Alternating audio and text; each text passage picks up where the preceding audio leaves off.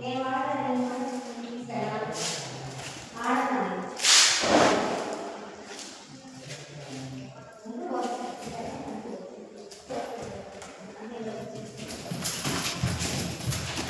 Darling, మంచిగా తొందరగా ఎక్కడ అబ్బాయి వచ్చే మొబైల్ కనపడతారా? నా వద్దా మిమ్మల్ని చూడాలా? చూస్తున్నాను కదా శ్రీవారు. బాగున్నా, ఏం చెప్తున్నా తెలియకుండా. ఏం తినట్లేదు కదా, మీకు తెలుసు కదా, మీకు పెట్టింది నేను తింటున్నాను కదా. ఏమో నాకు తెలియకుండా చాలా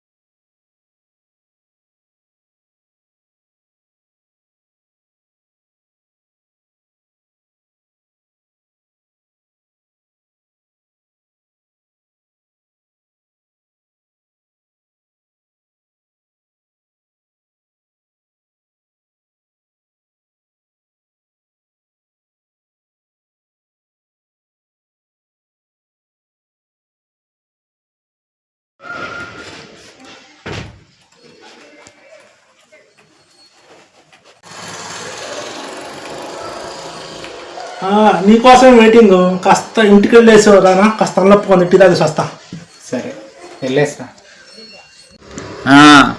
కొంచెం వెడకాలని పెట్టు. ఇంటికి వెళ్ళి ఏం చేయాల్సి వస్తుందో ఏంటో, ఏం చూడాల్సి వస్తుందో ఏంటో. ఆడవాళ్ళు మామూలుగా లేరు అసలు. ఆ చట్టాలన్నీ వాళ్ళకే అనుకూలంగా ఉన్నాయి. మగాళ్ళు ఎందుకు పనికి రాకుండా అయిపోయారు. వాళ్ళకి ఎక్కువ స్వేచ్ఛ ఇవ్వడం కూడా వేస్టే. ఇప్పుడు మీరు ఇంటికి వెళ్తున్నారు కదా, మీరు ఏం చూడాల్సి వస్తుందో అది ఆలోచించుకోండి.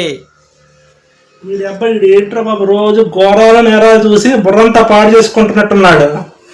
అందరూ అలా ఎదుర్కొంటారు కానీ వీడు తలకాయ. అయినా సరే ఒకసారి ఇంటికి వెళ్ళి ఫోన్ చేసి, ఇంటికి వెళ్ళే ముందు ఫోన్ చేద్దాం.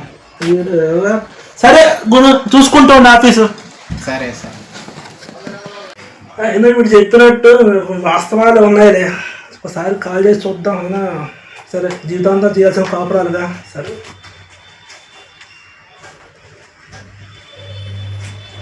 హలో రాణి, ఏం చేస్తున్నావు?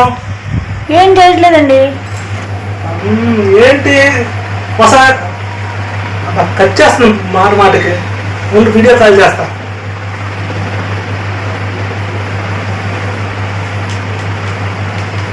ఏంటి ఎన్నిసార్లు వీడియో చేసినా వీడియో కాల్ చేసినా కట్ చేస్తుంది. ముగ్గురు కన్నా వేరే విషయాలు ఎక్కువైపోయా ఏంటి? ఒకసారి ఇంటికి వెళ్ళి చూస్తే పోరా?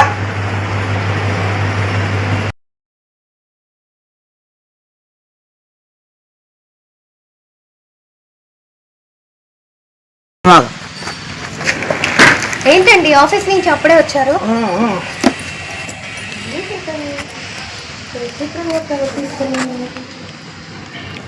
ఏమండి ఏమండి ఏమైంది? ఏమి లేదు, ఉంటే బాగు కాస్త.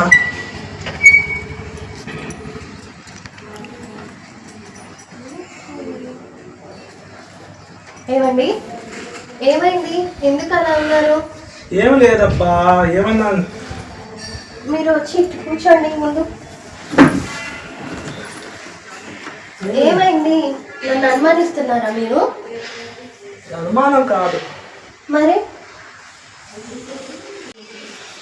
ఏంటండి ఏమైంది? ఎందుకు అలా? ఏం లేదబ్బా, తలనొప్పుకోండి టీ తాగదామని వచ్చాను. నన్ను ఏమన్నా అనుమానిస్తున్నారా మీరు? చచ్చా, అలాంటిదేం లేదబ్బా. ఎందుకు నీకు అనుమానం? నా అలాంటిదేం లేదు. ఏమండి, ఈ రోజుల్లో పెళ్ళి అనేది నమ్మకం మీద నడవాలి కానీ నమ్మకం పుట్టించేదానికి చేయకూడదు. పెళ్ళి అనేది కాదబ్బా, మా నమ్మకం ఉంది. నీ మీద నమ్మకం లేదని ఎవరున్నారు? నీ మీద పూర్తి నమ్మకం ఉంది. కాకపోతే ఏం లేదులే. చెప్పండి, పర్లేదు. మీ అనుమానం ఏంటో చెప్పండి. ఏం లేదు అంటే ఈ రోజుల్లో చాలామంది ఆడవాళ్ళు పెళ్ళి అయిన తర్వాత వేరే వాళ్ళతో ఉండడము, వాళ్ళని ఆలోచించడం, భర్తల్ని వెరిపప్పలు చేసి వాళ్ళ ఇష్టం వచ్చినట్టు ఉండడం అనేది చూస్తున్నాం కదా పేపర్లో, టీవీలో. అవును. అలాగా ఏమన్నా ఉంటుందేమో అని మా ఫ్రెండ్ అన్నాడు. నేను ఇప్పుడు వెళ్ళా, మా ఆవిడ అలాంటిది కాదు, మంచిదని చెప్తాను. నాకు ఆ సమస్య లేదు, నీవు ఉన్నంత కాదు నాకు అలాంటి సమస్య లేదు. ఏమండి, ఇందాక నేను వెళ్ళింది ఇంట్లో పాలు తోడేయడానికి పెరుగు లేదని పెరుగు ప్యాకెట్ కోసం అని ఉప్పు కోసం వెళ్ళాను.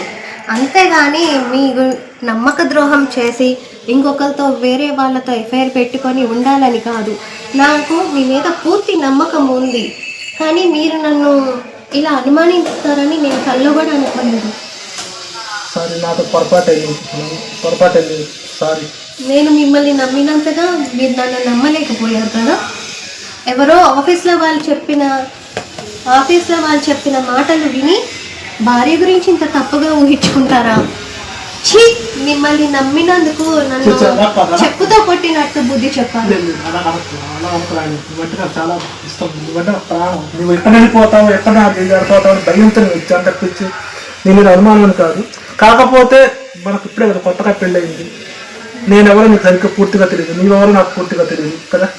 అంటే కొంత మనం సర్దుకోవాలి, మన జీవితం గాడిలో పడాలంటే కొన్నాళ్ళు ఈ బాలరిష్టాలు ఉంటాయి,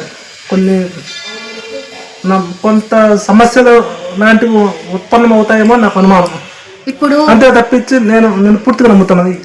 ఇప్పుడు మిమ్మల్ని నమ్మి మా అమ్మా నాన్నలు మీ చేతిలో పెట్టారు, కానీ నేను మీరే సర్వస్వం అని, మీరే ప్రాణం అని మిమ్మల్నే నమ్ముకొని ఉన్నాను. కానీ ఇంకొక మగాడితో నేను అలా ఎలా ఉంటాను అనుకున్నారు మీరు? నేను అది మనసులో కల్లో కూడా ఊహించుకోలేదు. కానీ మా ఆఫీసులో కొని ఉన్నాడే, వాడితో నా కాలేజ్ ఫ్రెండ్, వాడు చిన్నప్పటి నుండి, వాడు ఏం చెప్పినా జరుగుతూ ఉంటుందేమో అన్న ఒక శంకతో వచ్చాను తప్పించి నా విషయం నీ విషయం లేదు. కాకపోతే నేను ఇంకా మన ఇద్దరి మధ్యన వేరే వాళ్ళు రాలేము, సరేనా? ఇది చెప్తుంది, ఈరోజు మన ఇద్దరు సంతోషంగా ఉన్నాం, నాకు నువ్వు, నీకు నేను. సరే, నేను మనసులో పెట్టుకోలేదు కదా. అయ్యో లేదండి, వెళ్ళండి. నువ్వు నాకు దొరకడం చాలా అదృష్టం తెలుసా. మీరు కూడా చాలా ఏ జన్మలో చేసుకున్న పట్టుకుని సరే ఉంటా, మనసులో పెట్టుకోవద్దు, రెడీగా ఉండాలి. వెళ్ళండి. చూశాను కదా, ఇలాంటి అనుమానాలు పెట్టుకొని చాలా మంది కాపురాలను చెడగొట్టుకుంటున్నారు.